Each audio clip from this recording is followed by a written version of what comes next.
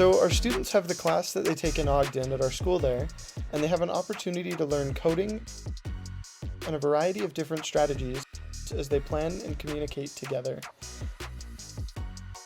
They develop a concept of cooperating with other players and teammates, which is a really good experience for them because it helps them build rapport and cooperation skills and identify what is best for their game plan for the tournament.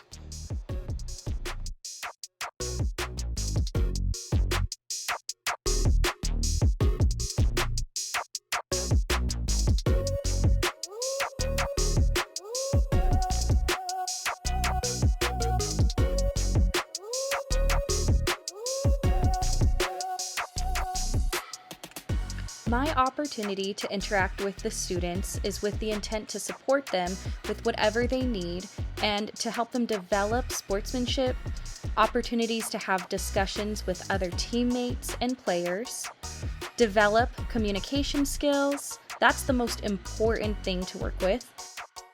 Other areas I love the most are supporting teaching the students how to do the coding. I love coding. I am passionate about it.